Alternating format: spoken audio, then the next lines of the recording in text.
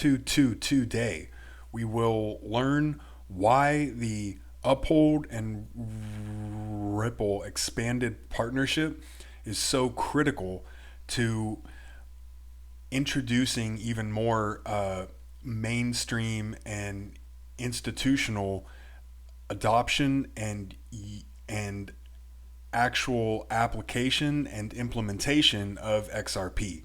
So we have XRP Crow, putting it pretty simply here, Uphold to use XRP in order to facilitate near instantaneous transfer across borders by Ripple ODL, which they've moved away from ODL, as I've explained in the past, but it seems like it is still being used and talked about by people in the community. I think it's just kind of hanging on, but essentially ODL just means the use of actual XRP in transactions. So Uphold has said we will be using our expertise in sourcing fiat and crypto, including XRP, on the open market in order to facilitate the near instantaneous transfer of money across borders via Ripple ODL. And why that is so important, it's not the same application. Well, in some ways it is, but I think a lot of people are honing in on the peer-to-peer and retail end of this, just because it's probably more workable right now. But the big application of this is at the enterprise and institutional level, which has a lot of inefficiencies that are very expensive, and it's explained extremely well here. Blockchain is a question of what is the cost of trust in our daily business, and in banking, in financial services, cost of trust is pretty high. To assure the trust is a pretty costly thing, starting from KYC to AML and everything you can imagine in transfers. And one critical area that is creating unfair charges and costs was international fund transfers. And nobody can explain truly why this is happening, why they are so costly and so miserable in shape, because it's taking sometimes a couple days to send the money. Nobody knows where your money is unless you really dig in and understand. Nobody even can commit to the cost before you do the transfer. It's just so miserable, the whole thing. And Ripple, as a great partner in that, came up with this technology. So we said, why not? We need to definitely look into that, because it's a great opportunity for a bank like Akbank, where we have lots of commercial clients who are dealing with international trade, who needs to send money, receive money, and have this relation. Maybe should we pause there, because I'm going to... Yes. So I thought that was a really interesting find by Mr. Mann, and he puts out a lot of great content as well. But that right there just explains why the expanded partnership between Ripple and Uphold is much more than is being talked about online right now. A lot of people are really concentrating on the peer-to-peer retail end of this, just because that is where most of the actual application of things like XRP and XLM are actually happening now. However, I think that it's much larger than that. I think that this could be a really good way to get XRP used and and adopted at the enterprise and institutional height. And I'll expand upon this more here in a bit, but I just want to introduce why this expanded partnership probably isn't exactly a new thing. So I've came across a couple of things from the X account, and it looks like there has been a lot of co-involvement in between Ripple and Uphold from the very start. And I will explain more about this in a bit, but I just want to remind us that it's another case of things that involve XRP and XLM are very connected to the PayPal mafia and all of the individuals in that who have been so influential in the crypto space, particularly in the payment related crypto space as well. So here's an article that I thought explained it pretty well. Uphold to buy XRP on open market, promises not to use customer funds for ODL or Ripple payments. So it's not too revolutionary. We are reminded that Ripple does not provide ODL services with a U.S. nexus, which essentially means that they don't have a connection to taxes here for ODL, at least. I think that a lot of that came from the ongoing SEC lawsuit for a long time, and they had to figure out a way around that.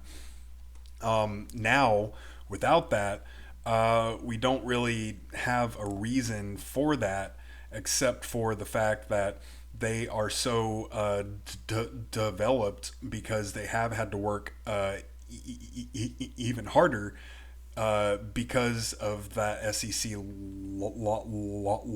lawsuit, and there are rumors about a November settlement, which I'll also talk about here, and that might make a lot of sense, especially with the November 19th ISO 222 change. So it's just another point to keep in mind. So I did find it interesting that XRP makes up Uphold's largest crypto holding of 1.25 billion worth of the token in customer funds. For context, customers only hold 168 million worth of Bitcoin, and that alone makes me think that these connections to the PayPal mafia and Ripple and Uphold, which seem like it goes back a very long time, had a pretty big influence in that. It didn't have a whole lot else in there, but it just reminds us that they probably went about calling it ODL and not having it, I guess, quote unquote, operate here in the U.S. Probably mostly because of the SEC lawsuit. I found another article that is honestly kind of clickbait because it only talks about Uphold in the first paragraph, but it has some interesting comments on things that include XRP and XLM combined, as I've said that they are very likely working together in a fairly direct way, just because of all of the people that came out of the PayPal mafia that have been heavily involved in the creation of XRP and XLM, in all honesty. So there is speculation around a potential massive partnership between XRP and XLM with trillion-dollar banks SC and Deutsche Bank, following a successful, I can't say that word, trial featuring a real-time settlement. Ripple has also ventured into that, partnering with the National Bank of Georgia for a central bank digital currency project. Of course, that is not the only one that they are involved in. It is kind of worded in a way that makes it sound that way, but it is just another example, and I think it's the most recent one as well. So Digital Perspectives has said that Uphold would be a nice bolt-on acquisition for Ripple. They would have Medico for custody and Uphold for enhanced liquidity solutions and cross-border payments. And that acquisition thing reminds me again of how connected Ripple and Uphold are, and how intertwined their operations have probably been for a very long time now. And it brings up another point by Anders. He thinks Uphold is the perfect partnership. It was named the fastest growing private company in the San Francisco area in 2022, and the Uphold platform is linked to 26 underlying exchanges, and that implies that it has a lot of liquidity for the actual application of ODL. 26 underlying exchanges, and it has been white labeled by fintechs, banks, and gaming companies, and Uphold now serves an extended ecosystem of more than 30 million users as well. So I haven't learned a lot about Uphold, in all honesty, because it was clunky in my opinion for a while, but it has improved a lot. And we have a interesting tie with Ripple and XRP in a lot of the same things as XDC, and I talk about XDC a lot.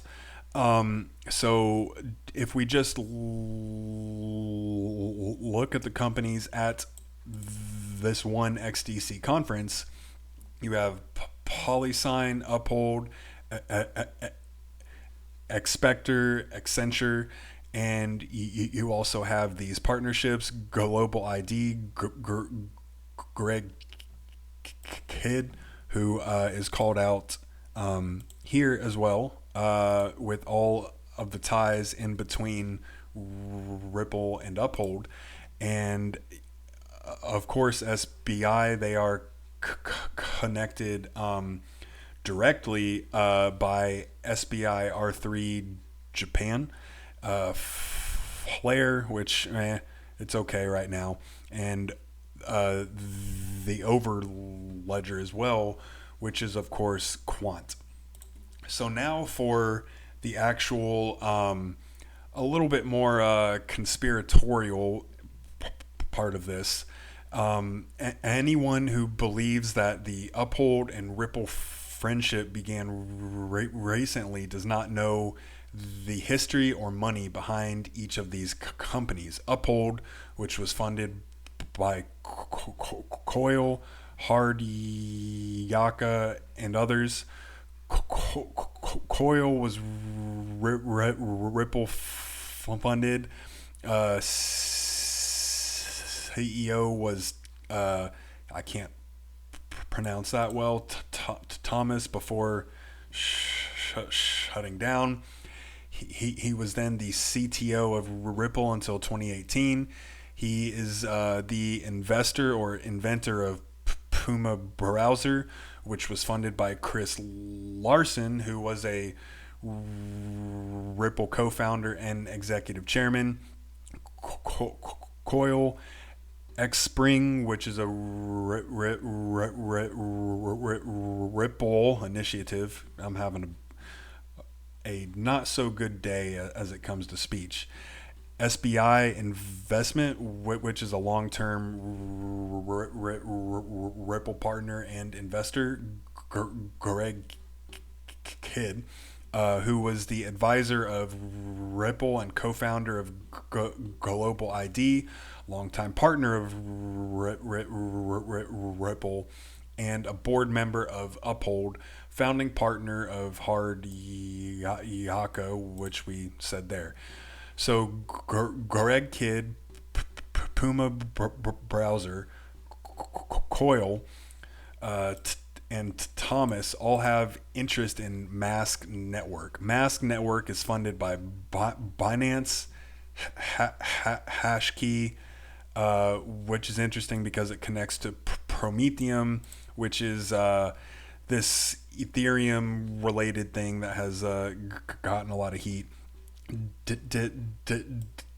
Digital Currency Group, which is connected to and invested in tons of the fintech crypto space. Greg Kidd and Dapper Labs. Mr. Thomas is also invested in and a board member of Omni, a company funded by the Founders Fund, Peter Thiel of the PayPal Mafia, and he is involved in XLM as well. 8VC, which is a Palantir co-founder. Joe Lonsdale founded VC firm. Even Baron, who I believe is a media producer, and rapper Drake. Omni is co-founded by Coil COO Thomas McLeod. Round and round it goes. Same investors, founders, different crypto companies. So here is Uphold and Coil. You can see that with Uphold, you've got Coil here, Hard Yaka here, and then with Coil, you've got Ripple, Mr. Thomas as well, and he was involved in Puma browser, Coil, and Omni, as we just explained.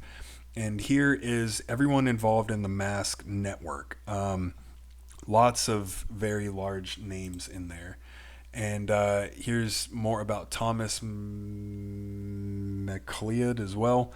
I don't know any of these names off of the top of my head, but it's really interesting again. And here's another connection in between Uphold and Ripple.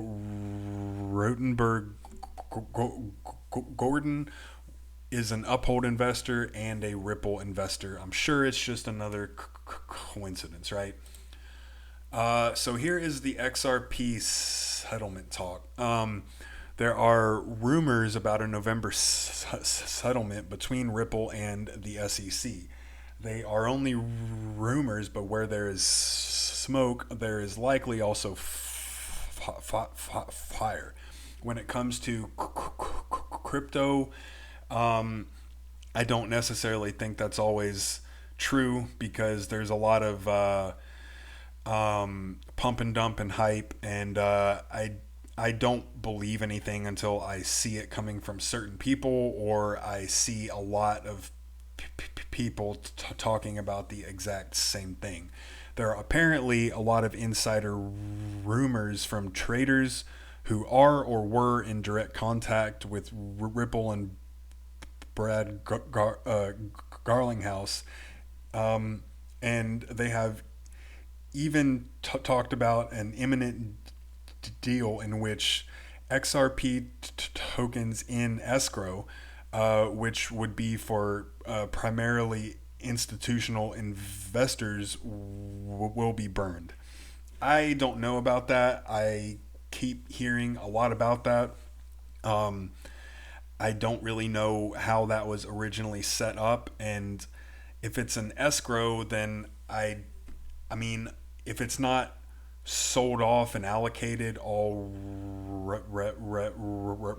with a lot of contracts that we aren't aware of, then there's no way that that could be institutional now. And if XRP isn't a security, then it wouldn't even matter if it had an well, it well, yeah, it's just really complicated and we don't know, and it's a bunch of speculation. But just to remind everyone, this could be a really interesting thing to watch, and could come into play very quickly once this November 19th, 2023 ISO 222 change and requirement actually hits.